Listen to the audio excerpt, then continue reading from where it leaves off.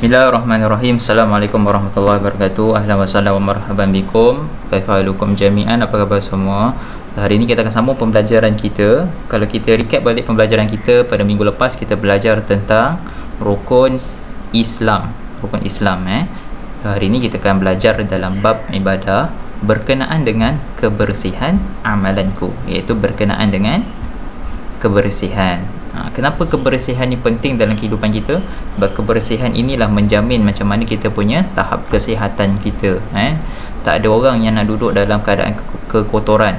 Jadi macam mana ni kita nak belajar tentang kebersihan? Kita akan go through, kita akan pergi secara berperingkat. Baik, sebelum kita mulakan, perlu Ustaz nak tunjuk satu gambar kepada awak semua. Awak semua boleh tengok gambar ni. Apa yang awak nampak dalam gambar ni? Mereka sedang berkemah. Mereka sedang berkemah. Masa mereka berkemah ini, kawasan mereka berkemah ini adalah di dalam hutan. Ada yang 4 orang ini pasang kemah. Ada yang sedang berborak dengan cikgu dia. Ada yang sedang mencari kayu untuk dijadikan unggun api. Ada yang bersihkan kawasan, potong-potong rumput. Ada yang ambil air. Ada yang ambil kayu. Berdasarkan daripada gambar ini, ni ada sungai.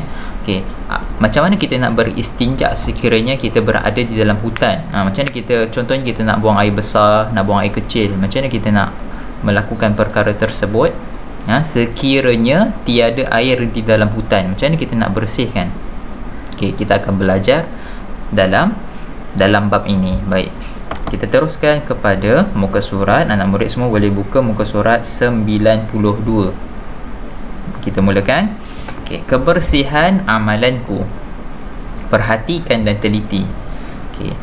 Apa yang dimaksudkan di sini adalah membersihkan najis, membersihkan diri kita daripada najis disebut sebagai istinja. Anak murid, Ustaz zoom sikit biar semua nampak. Baik. Istinja ialah perbuatan menghilangkan najis yang keluar dari kubul dan dubur. Kubul ini adalah tempat keluarnya air kencing. Dubur ini adalah tempat keluarnya kita buang air besar tu, dengan menggunakan air atau benda-benda kesat. Benda-benda kesat ni apa dia? Nanti kita akan belajar. Benda-benda kesat ni adalah benda-benda yang kita gunakan untuk melakukan istinja, melakukan pembersihan najis daripada tubuh kita. Sambung. Atau dengan kedua-duanya sekali. Hukum beristinja adalah wajib. Maksudnya wajib, mesti buat. Lepas kita dah buang air besar, lepas kita dah buang air kecil, kita wajib beristinja, iaitu menghilangkan najis yang keluar daripada kubul dan dubur. Setiap kali kita buang air kecil, kita buang air besar, kita kena beristinja. Kita tengok. Ustaz zoom out sikit biar awak nampak situasinya. Nombor 1, namanya Ahmad. Ahmad bertanya kepada Ustazah, Ustazah, saya mahu buang air besar. Bagaimanakah saya mahu beristinja? Di kawasan ini tiada air. Baik, apa kata Ustazah? Ahmad, istinja bukan sahaja menggunakan air. Kita juga boleh menggunakan benda-benda kesat seperti batu dan tisu. Batu dan tisu ini adalah contoh benda-benda kesat. Dekat dalam hutan, kalau tak ada air, kita boleh mencari batu. Biasanya sekarang ni orang masuk dalam hutan, dia dah standby dah tisu. Takut-takut kalau nak buang air kecil, nak buang air besar, dah ada tisu. Baik. Bagaimanakah kamu beristinja? Kita beristinja sekarang ni dekat rumah ada air kan? Tak ada masalah. Ada air. Macam mana kita nak beristinja menggunakan air? Pertama sekali kita pergi pada muka surat 93. Muka surat 93. Kita tengok bahagian atas ini.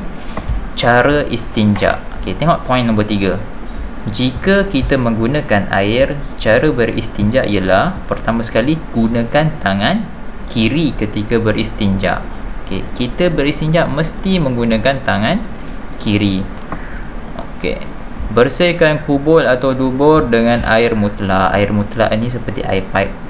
Terusnya, jika menggunakan benda-benda kesat, Sapu kubur dan dubur 3 kali sapuan dengan menggunakan benda-benda kesat yang bersih dan kering pada setiap sapuan. Contoh benda-benda kesat ialah tisu, daun kering, batu. Batu ni awak kena cari 3 biji batu yang bersegi, ada bucu, supaya senang nanti waktu kita nak buat sapuan. Berapa kali sapuan? 3 kali sapuan. Baik, bila dah guna satu batu, jangan guna batu yang sama, ambil batu yang lain. Baik, seterusnya, jika menggunakan benda-benda kesat dan air, gunakan benda kesat terlebih dahulu diikuti dengan air. Contoh dalam hutan, kita ada spare air dekat dalam beg kita. Ada satu botol air memang kita sparekan untuk istinja, dan dalam beg juga kita ada bawa tisu. Jadi caranya macam mana kita nak jimatkan air? Pertama sekali kita bersihkan dengan menggunakan tisu. Berapa kali sapuan? 3 kali sapuan. Kemudian kita bilas dengan air, baru dia akan jadi bersih, bersih sebersih-bersihnya. Okay. Antara kelebihan beristinja, yang pertama, ibadah solat diterima. Ni yang lelaki, yang perempuan dengar sini. Lepas kita buang air besar, air kecil, terutamanya yang lelaki ni, kalau awak kencing, lepas kencing tolong basuh kita punya kemaluan. Sebab apa?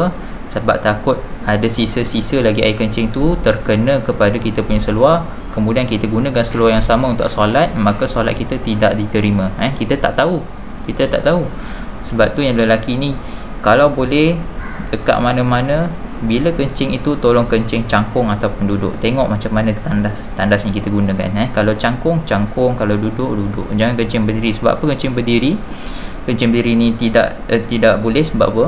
Sebab kita tak tahu macam mana air kencing tu akan jatuh, dan percikan-percikannya tu kita tak nampak. Boleh jadi akan terkena kita punya seluar. Lepas tu kita guna seluar yang sama untuk buat solat, maka solat kita tu tak sah sebab pakaian kita ada najis. Yang kedua, kesihatan terpelihara. Bagus. Yang ketiga, terhindar daripada penyakit. Yang keempat, dikasihi oleh Allah. Innallaha yuhibbut tawwabin wa yuhibbul mutatahhirin. Sungguhnya Allah menyukai orang-orang yang bertaubat, dan Allah menyukai orang-orang yang bersih dan suci. Tahirin. Okey, baik. Itu saja kita belajar pada kali ini. Wabillahi taufiq. Assalamualaikum warahmatullahi wabarakatuh.